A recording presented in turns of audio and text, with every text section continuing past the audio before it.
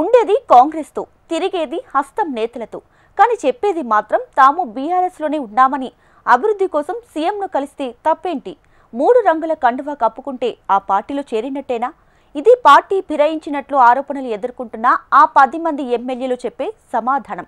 ఓవైపు దగ్గర పడుతున్న సుప్రీం గడువు, మరోవైపు ఎమ్మెల్యేల యూటర్న్ మాటలతో అనర్హత వేటు అనేది సస్పెన్స్ థ్రిల్లర్ను తలపిస్తుంది.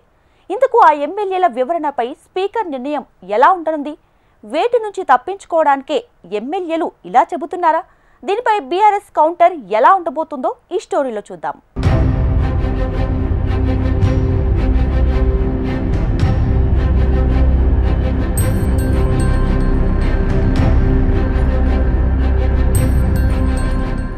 ఇంతకు ఆ 10 మంది ఎమ్మెల్యేలు ఏ పార్టీలో ఉన్నట్టు?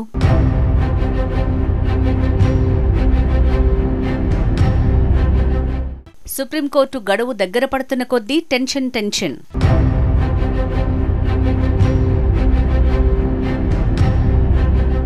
తాము బీఆర్ఎస్లోనే ఉన్నామని ఎమ్మెల్యేలు స్పీకర్కు రిప్లై.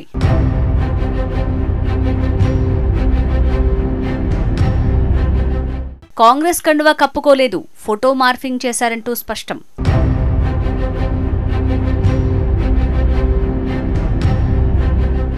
ఎమ్మెల్యేల వివరణపై పిటిషన్ వేసిన బీఆర్ఎస్ నేతల అభిప్రాయ సేకరణ.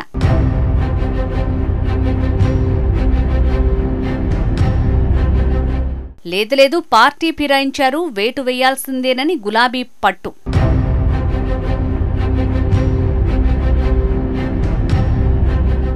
కాంగ్రెస్ నుంచి బీఆర్ఎస్లోకి పార్టీ ఫిరాయించినట్టు ఆరోపణలు ఎదుర్కొంటున్న ఆ 10 మంది ఎమ్మెల్యేల భవిష్యత్తేంటి? వారి అనర్హతపై 3 నెలల్లో స్పీకర్ ఏదో ఒక నిర్ణయం తీసుకోవాలని సుప్రీంకోర్టు పెట్టిన గడువు దగ్గరపట్టడంతో ఈ ఎపిసోడ్లో తర్వాత ఏం జరగబోతోందనే ఉత్కంఠ నెలకొంది. స్పీకర్ ఏం నిర్ణయం తీసుకోబోతున్నారు? దానిపై సుప్రీంకోర్టు సంతృప్తి చెందుతుందా? ఆ 10 మంది ఎమ్మెల్యేలు సేఫేనా లేక అనర్హతకు గురవుతారా అన్న సందేహాలు వినిపిస్తున్నాయి. ఇదిలా ఉంటే పార్టీ మారినట్టు ఆరోపణలు ఎదుర్కొంటున్న ఎమ్మెల్యేలు ఇచ్చిన వివరణ రాజకీయంగా చర్చనీయాంశమైంది. తాము బీఆర్ఎస్లోనే ఉన్నామని, ఆ పార్టీకి తాము రాజీనామా చేయలేదని స్పీకర్ ఇచ్చిన నోటీసులకు రిప్లై ఇవ్వటం ఆసక్తికర పరిణామంగా మారింది.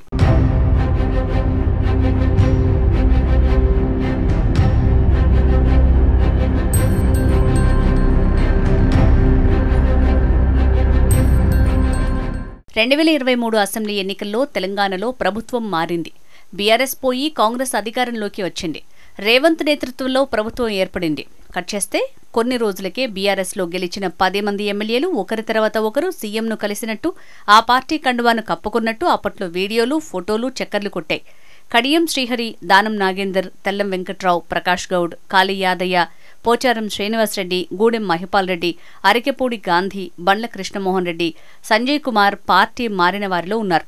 దీంతో పార్టీ మారిన ఆ 10 మంది ఎమ్మెల్యేలపై అనర్హత వేటు వేయాలని బీఆర్ఎస్ తొలుత హైకోర్టులో పిటిషన్ దాఖలు చేసింది. 4 వారాల్లో చర్యలు తీసుకోవాలని అసెంబ్లీ కార్యాలయ కార్యదర్శిని హైకోర్టు ఆదేశించింది. ఆ తర్వాత బీఆర్ఎస్ వర్కింగ్ ప్రెసిడెంట్ కేటీఆర్ సుప్రీంకోర్టులో పిటిషన్ వేశారు. దీనికి బీఆర్ఎస్ ఎమ్మెల్యేలు పల్లా రాజేశ్వరరెడ్డి, కేపీ వివేకానంద గౌడ్, పాడి కౌశిక్ రెడ్డి, జగదీష్ రెడ్డి ఇంప్లీడ్ అయ్యారు.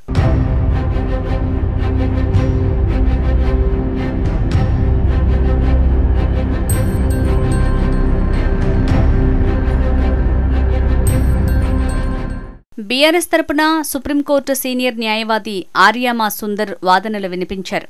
జస్టిస్ బీఆర్ గవాయ్ ధర్మాసనం ఈ కేసును సుదీర్ఘంగా విచారించింది. జూలై 31వ తేదీన తుది తీర్పును ఇస్తూ 3 నెలల్లోగా పార్టీ మారిన 10 మంది ఎమ్మెల్యేలపై చర్యలు తీసుకోవాలని అసెంబ్లీ స్పీకర్కు సుప్రీంకోర్టు డైరెక్షన్ ఇచ్చింది. దీంతో పార్టీ మారిన 10 మంది ఎమ్మెల్యేలకు స్పీకర్ నోటీసులు ఇచ్చారు. పార్టీ ఎందుకు మారారో నిర్ణీత గడువులోగా సమాధానం ఇవ్వాలని నోటీసుల్లో స్పీకర్ పేర్కొన్నారు. తమకు స్పీకర్ నోటీసులు ఇచ్చిన తర్వాత పార్టీ మారిన ఎమ్మెల్యేలు లీగల్ ఒపీనియన్ తీసుకున్నారు. స్పీకర్ నోటీసులకు వివరణ ఇచ్చే అంశంపై సీఎం రేవంత్ రెడ్డితోనూ భేటీ అయ్యి ఎమ్మెల్యేలు చర్చించారు. తాజాగా 10 మంది ఎమ్మెల్యేల్లో 8 మంది ఎమ్మెల్యేలు స్పీకర్కు వివరణ ఇచ్చారు.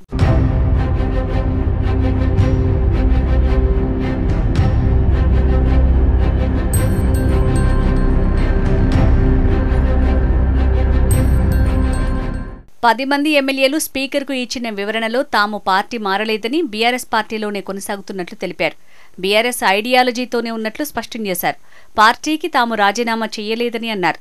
తమ నియోజకవర్గ అభివృద్ధి కోసమే సీఎం రేవంత్ రెడ్డిని కలిసినట్లు చెప్పారు. తమ ఫోటోలు మార్ఫింగ్ చేసి పార్టీ మారినట్లుగా ప్రచారం చేస్తున్నారని స్పీకర్కు తెలియజేశారు. పార్టీ మారిన ఎమ్మెల్యేల్లో ఇప్పటివరకు 8 మంది ఎమ్మెల్యేలు స్పీకర్ నోటీసులకు రిప్లై ఇచ్చారు.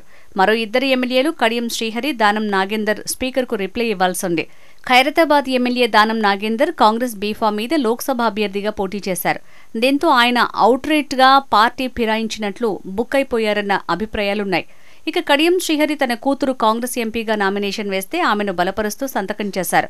పైగా కూతురు కోసం ఎన్నికల్లో ప్రచారం కూడా చేశారు. ఇలా ఈ ఇద్దరు ఫిరాయింపుల విషయంలో దొరికిపోయారన్న చర్చ ఎప్పటినుంచో నడుస్తోంది.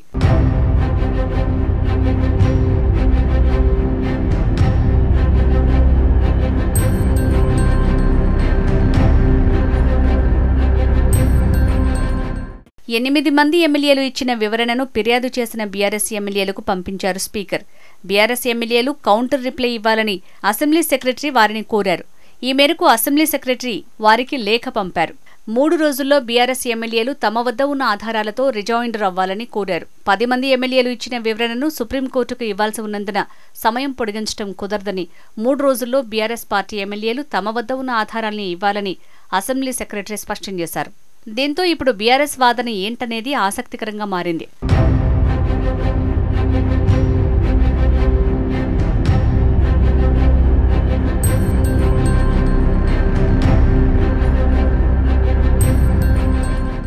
బండ్ల కృష్ణమోహన్ రెడ్డి ఇచ్చిన వివరణను పల్లా రాజేశ్వరరెడ్డికి, అరికెపూడి గాంధీ ప్రకాష్ గౌడ్ వివరణల్ని కల్వకుంట్ల సంజయ్కి, పోచారం శ్రీనివాసరెడ్డి సంజయ్ కుమార్ వివరణలను జగదీష్ రెడ్డికి, గూడెం మహిపాల్ రెడ్డి కాళీ యాదయ్య వివరణలను చింతా ప్రభాకర్కు, తెల్లం వెంకట్రావు వివరణలను కేపీ వివేకానంద గౌడ్కు పంపించారు. కడియం శ్రీహరి వివరణ ఇచ్చిన తర్వాత కేపీ వివేకానంద గౌడ్కు దానం నాగేందర్ వివరణను పాడి కౌశిక్ రెడ్డికి అసెంబ్లీ సెక్రటరీ పంపించనున్నారు.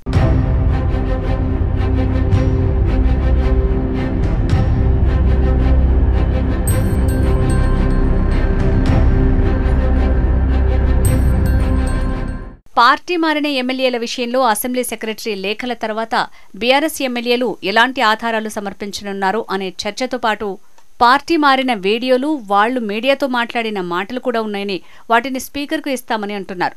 మేం బీఆర్ఎస్లోనే ఉన్నామని ఆ 8 మంది ఎమ్మెల్యేలు అనడంపై బీఆర్ఎస్ ఘాటుగానే స్పందిస్తూ బీఆర్ఎస్ కార్యక్రమాల్లో ఎందుకు పాల్గొనటం లేదని ప్రశ్నిస్తున్నారు.